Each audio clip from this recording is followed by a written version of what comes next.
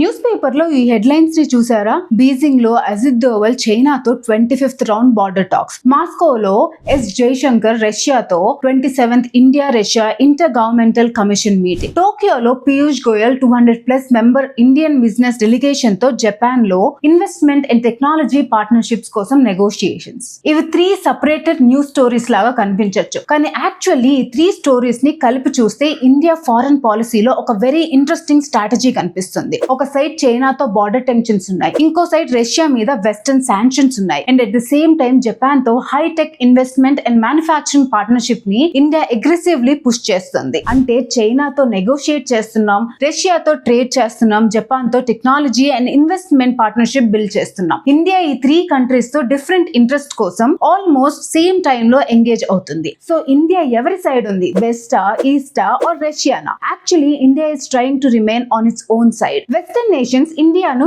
ఏదో ఒక సైడ్ తీసుకోమని ప్రెషర్ పెడుతున్నా న్యూఢిల్లీ మాత్రం చాలా క్లియర్ గా ఉంది. ఇండియా ఏ క్యాంప్ లోనూ జాయిన్ అవ్వకుండా తన సొంత క్యాంప్ ని బిల్డ్ చేస్తోంది. ఇంటర్నేషనల్ రిలేషన్స్ లో దీన్నే స్ట్రాటజిక్ ఆటోనమీ అంటాం. అండ్ ఈ రోజు మనం ఈ 3 లేటెస్ట్ డెవలప్మెంట్స్ ని కనెక్ట్ చేసి బీజింగ్, మాస్కో అండ్ టోక్యో అనే 3 చెస్ బోర్డ్స్ మీద ఇండియా ఎగ్జాక్ట్లీ ఏం గేమ్ ఆడుతుందో సింపుల్ గా అర్థం చేసుకుందాం. Because UPSC point of view లో ఇది జస్ట్ 3 ఫారెన్ విజిట్స్ కాదు, it is a case study of how a rising power manages competing global interests without becoming dependent on any single bloc. So let's break it down. This is Srilekha Abburi, the founder of Ekam IAS Academy. First, Beijing, China. Recent గా India National Security Advisor Ajit Doval Beijing China Foreign Minister Wang Yi తో 25th round of special representative talks లో participate చేశారు. ఇక్కడ ఒక important point students అర్థం చేసుకోవాలి. India China relationship లో border issue is the central challenge. 2020 Galwan clash తర్వాత relations చాలా టెన్స్ అయ్యాయి. ఇప్పుడు సిచ్యువేషన్ గ్రాడ్యువల్లీ స్టెబిలైజ్ అవుతున్నా కూడా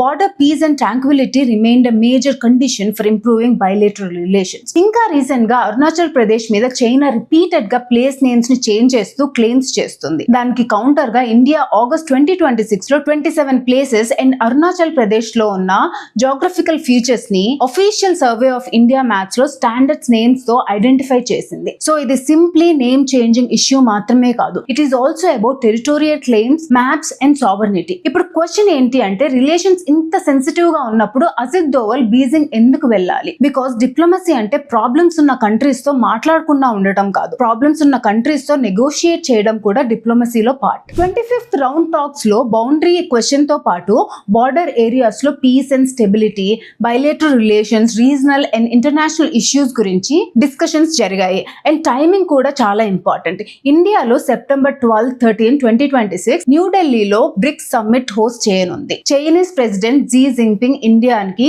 అటెండ్ అయ్యే పాసిబిలిటీ ఉంది. సో ఇండియాకి ఒక వెరీ ప్రాక్టికల్ ఆబ్జెక్టివ్ ఉంది, బార్డర్ లో పీస్ అండ్ స్టెబిలిటీ మెయింటైన్ చేస్తూ డిప్లొమాటిక్ ఎంగేజ్మెంట్ ని కంటిన్యూ చేయడం. లైన్ ఆఫ్ యాక్చువల్ కంట్రోల్ దగ్గర డీ ఎస్కలేషన్ మరియు పీస్ ని మెయింటైన్ చేయడం కోసం అజిత్ దోవల్ గారు చైనాతో డైరెక్ట్ గా నెగోషియేట్ చేస్తున్నారు. అంటే చైనాతో కాంపిటీషన్ ఉంది, కానీ డైలాగ్ కూడా కంటిన్యూ చేస్తున్నాం. This is strategic autonomy in action. So now let's move from Beijing to Moscow. చైనాతో బార్డర్ ఇష్యూని మేనేజ్ చేస్తున్న సేమ్ టైమ్ లో ఇండియా రష్యాతో కూడా ఎకనామిక్ అండ్ స్ట్రాటజిక్ రిలేషన్స్ ని స్ట్రెంథెన్ చేస్తుంది. External affairs minister doctor yes Jaishankar August 23-24 Moscow visit లో 27th India Russia inter governmental commission on trade, economics, scientific, technological and cultural cooperation meeting ని కో-చైర్ చేశారు. Now Russia దగ్గర ఇండియాకి main priorities ఏంటి? First, energy security. ఇండియాకి crude oil and other energy supplies చాలా important. Global geopolitical tensions and western sanctions ఉన్న situation లో కూడా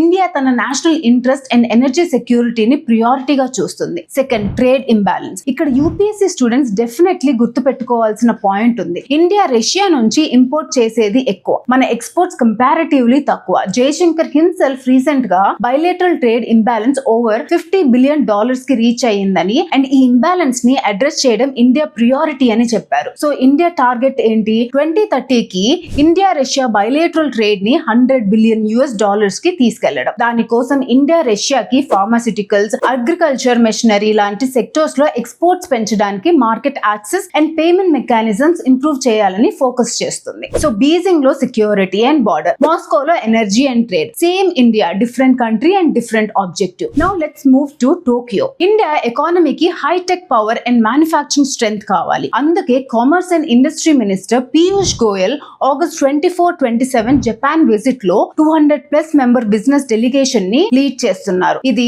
ఇండియా జపాన్ ఎకనామిక్ రిలేషన్స్ కి డీపెన్ చేయడానికి major effort. Japan next decade లో ఇండియాలో 10 trillion yen private investment target ని సెట్ చేసింది. అండ్ ఇండియా జపాన్ పార్ట్నర్షిప్ లో high technology, semi conductors, AI, clean energy, critical minerals and advanced manufacturing major areas. కానీ ఇండియాకి just investment రావడం సరిపోదు. Message simple, ఇండియాలో అమ్మడం మాత్రమే కాదు, ఇండియాలో మ్యానుఫ్యాక్చర్ చేయాలి. అంటే build in India, make in India and eventually make in India for the world. Global semi conductor supply chain లో చైనా మోనోపోలీని బ్రేక్ చేయడానికి జపాన్ టెక్నాలజీ ఇండియాకి చాలా అవసరం. Especially semi conductors, electronics, AI, advanced batteries and critical minerals లాంటి strategic sectors లో Japanese capital, technology and supply chain cooperation ఇండియాకి చాలా important. ఎందుకు? Because India global supply chains ని డైవర్సిఫై చేయాలి, చైనా మీద ఎక్సెసివ్ డిపెండెన్స్ ని రెడ్యూస్ చేయాలి అండ్ ఇండియాని గ్లోబల్ మ్యానుఫ్యాక్చరింగ్ హబ్ గా డెవలప్ చేయాలి. సో టోక్యో బోర్డ్ లో ఆబ్జెక్టివ్ ఏంటి? Technology plus investment plus manufacturing. So now let's connect all three. Beijing లో చైనాతో బార్డర్ టెన్షన్స్ ని మేనేజ్ చేస్తున్నాం. మాస్కోలో రష్యాతో ఎనర్జీ అండ్ ట్రేడ్ రిలేషన్స్ ని ప్రొటెక్ట్ చేస్తున్నాం. టోక్యోలో జపాన్ నుంచి investment, technology and manufacturing partnerships ని అట్రాక్ట్ చేస్తున్నాం. అండ్ ఇక్కడే ఇండియా ఫారెన్ పాలసీలో బిగ్గెస్ట్ లెసన్ ఉంది. ఇండియా ఒక కంట్రీతో రిలేషన్షిప్ ఇంప్రూవ్ చేయడానికి ఇంకో కంట్రీతో రిలేషన్షిప్ డిస్ట్రాయ్ చేయాల్సిన అవసరం లేదు. చైనాతో కాంపిటీషన్ ఉండొచ్చు, రష్యాతో పార్ట్నర్షిప్ ఉండొచ్చు, జపాన్ తో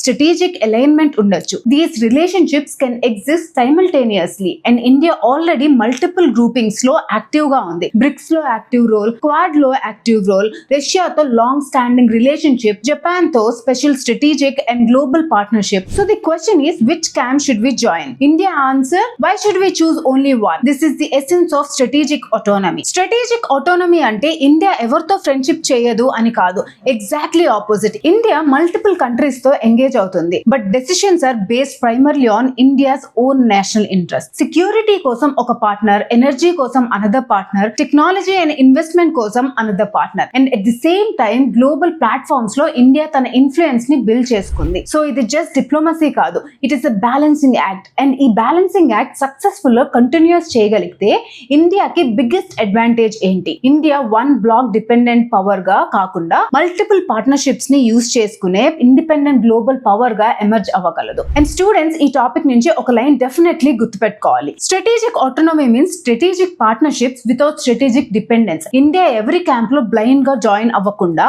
తన నేషనల్ ఇంట్రెస్ట్ కోసం డిఫరెంట్ పవర్స్ తో డిఫరెంట్ లెవెల్స్ లో వర్క్ చేయడం. And this is why Beijing, Moscow, Tokyo, these are not three random diplomatic visits.